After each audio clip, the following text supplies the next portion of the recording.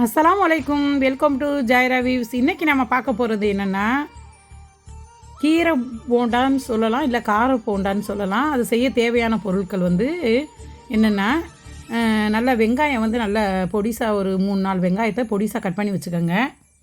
பெரிய வெங்காயமே கொஞ்சம் நல்ல முட்டைக்கு மாதிரி நல்லா பொடிசாக கட் பண்ணிக்கோங்க. கட் பண்ணி வச்சுட்டு இஞ்சி ஒரு துண்டு இஞ்சி நல்லா சீச்சு வச்சுக்கோங்க. ஒரு பெரிய பச்சை மிளகாய் கட் பண்ணி வச்சுக்கோங்க. அப்புறம் கொத்தமல்லி, கருவேப்பிலை, புதினா இது 3ஐயும் வந்து சரிசமத்துக்கு எடுத்து நல்லா தண்ணியில் அலசிடுங்க. அலசிட்டு அதையும் எந்த அளவுக்கு பொடிசாக கட் பண்ண முடியுமோ கட் பண்ணி வச்சுக்கோங்க. அதே போல் இந்த கார போண்டா, கீரை போண்டாவுக்கு என்ன கீரை வேணாலும் யூஸ் பண்ணிக்கலாம். நான் எங்கள் வீட்டில் பாலக்கீரை இருந்துச்சு, அந்த பாலக்கீரையை நான் யூஸ் பண்ணுறேன். பாலக்கீரை வந்து நல்லது, உடம்புக்கு நல்லது, ஹார்ட்டுக்கெலாம் ரொம்ப நல்லது அப்படின்னு சொல்லுவாங்க. ஹார்ட்டு பிரச்சனை உள்ளவங்களுக்கு பாலக்கீரை சேருங்க அப்படின்னு. அதனால் நான் எங்கள் வீட்டில் பாலக்கீரை இருந்துச்சு, நான் பாலக்கீரை போடுறேன். நீங்கள் வந்து என்ன பொன்னாங்கண்ணி கீரையோ, தண்டங்கீரையோ, இல்லை என்ன கீரை வேணாலும் போட்டுக்கலாம். வீட்டில் என்ன கீரையாக இருந்தாலும் பிரச்சனை கிடையாது. சிறுகீரை, வெந்தயக்கீரை எது வேணாலும் யூஸ் பண்ணிக்கலாம். இப்போ கீரையை நல்லா அலசிட்டு நல்லா பொடிசாக நம்ம கருவேப்பிலை, கொத்தமல்லி மாதிரியே பொடிசாக கட் பண்ணி வச்சுக்கோங்க. கட் பண்ணி வச்சுட்டு இப்போ அந்த இஞ்சி, அந்த கருவேப்பிலை, வெங்காயம், இந்த கீரை எல்லாத்தையுமே மிக்ஸ் பண்ணி எடுத்து வச்சுக்கோங்க. எல்லாத்தையும் அப்படியே மிக்ஸ் பண்ணி வச்சுக்கோங்க. வச்சுட்டு இப்போ நம்ம அடுத்து வந்து இப்போ ஒரு பவுல் எடுத்துக்கோங்க. அந்த பவுலில் வந்து கொஞ்சம் உப்பு போட்டுக்கோங்க, தேவையான அளவு உப்பு போட்டுக்கோங்க. போட்டுட்டு ஒரு கப்பு கடலை மாவு போடுங்க. கடலை மாவு போட்டுட்டு அதே மாதிரி ஒரு கப்பு நம்ம வீட்டில் இட்லி மாவு, தோசை மாவு வச்சுருப்போம்ல, அது ஒரு கப்பு ஊற்றிக்கோங்க. ஊற்றிட்டு அந்த புளிச்ச மாவு சொல்லுவோம்ல, அந்த மாவு போட்டுக்கோங்க.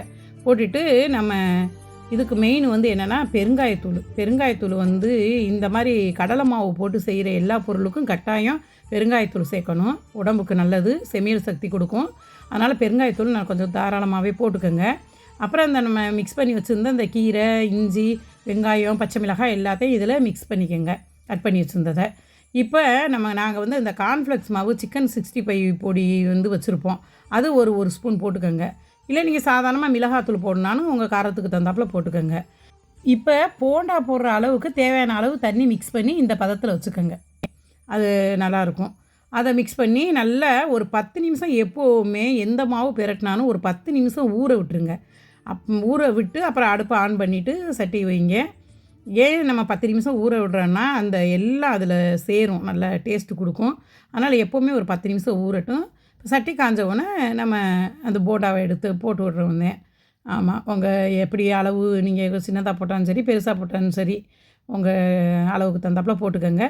போட்டு எடுத்துட்டு இதுக்கு இந்த போண்டா ரெடி ஆனோன்னா, அந்த கார போண்டா ரெடி ஆனோன்னே இதுக்கு செம்மையாக ஒரு தேங்காய் சட்னி வச்சு சாப்பிட்டீங்கன்னா உண்மையிலே வேறு லெவலில் இருக்குங்க. சாப்பிடும் போது சூப்பராக இருக்கும், செம்மையாக இருக்கும். இப்படி செஞ்சு ட்ரை பண்ணி பாருங்கள். கீரை சாப்பிடாத குழந்தைங்களுக்கு இந்த மாதிரி போண்டா போட்டு கொடுங்க. கீரை போண்டா ரெடி. அஸ்ஸலாமு அலைக்கும்.